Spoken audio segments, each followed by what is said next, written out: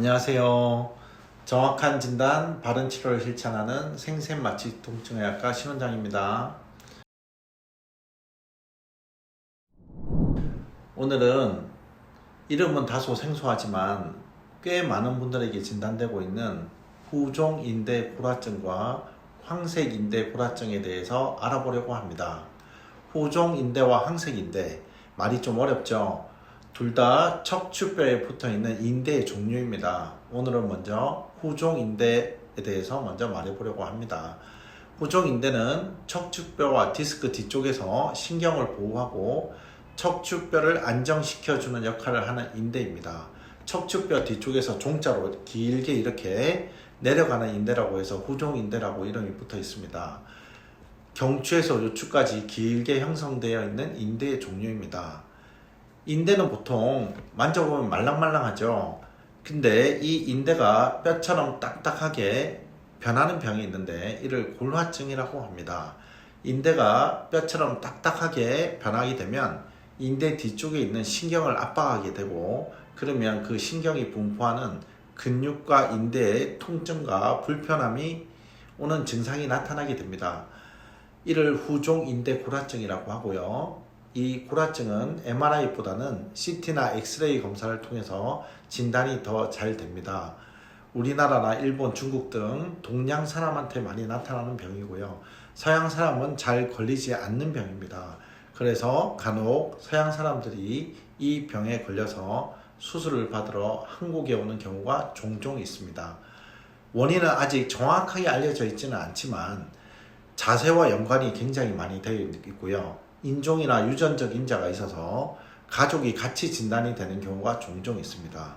후종인대 골화증은 주로 경추에 많이 발생을 하고요. 남자 40대 이후에 많이 옵니다. 그럼 후종인대 골화증으로 진단이 되면 어떻게 치료해야 될까요? 먼저 수술적 치료를 살펴보면 팔다리 마비 증상이 있거나 중심이 안 잡히고 MRI 검사에서 신경 색깔이 변해 있으면 수술적 치료를 고려해 볼 수 있겠습니다.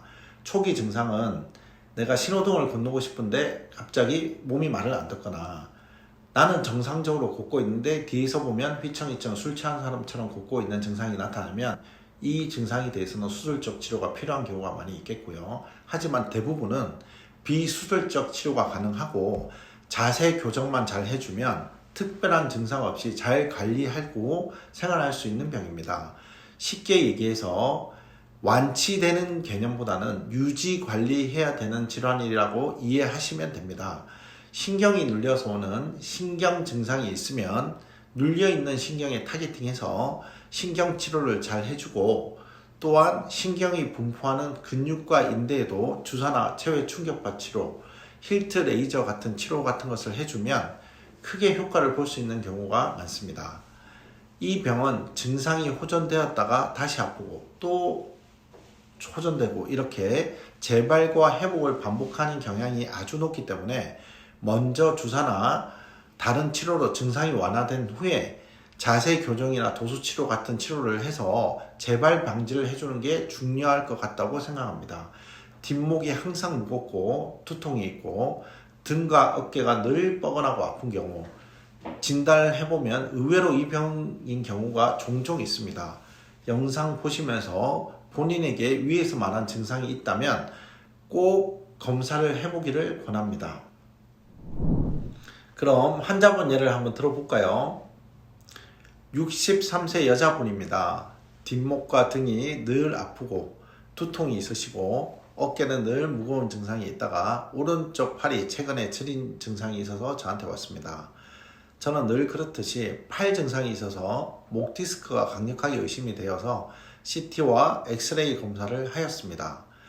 그런데 사진에서 보이는 것과 같이 후종인대 골화증이 경추 2번에서 5번까지 광범위하게 있고 경추 5, 6번과 6, 7번에는 협착증도 있는 소견을 보입니다. 경추 4번, 5번 사이가 제일 심한 것으로 판단이 되어서 그쪽에 CT를 보면서 타겟팅하여 다음과 같이 신경주사 치료를 하였습니다.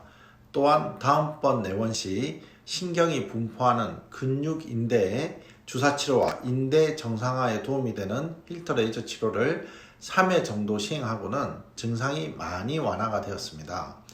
이분 같은 경우 재발 가능성이 높고 더 진행돼서 마비가 오면 큰 수술을 해야 될 수도 있어서 자세 교정을 통한 일자목 교정과 도수 치료를 권해드렸습니다.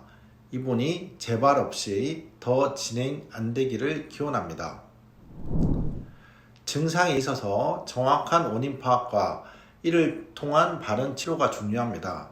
위에 만나본 환자분처럼 검사를 통해 다른 원인들까지 파악되는 경우가 있으니 지속되는 통증과 증상이 있는 경우에는 가까운 병원을 통해 꼭 검사 받아보실 것을 권해드립니다.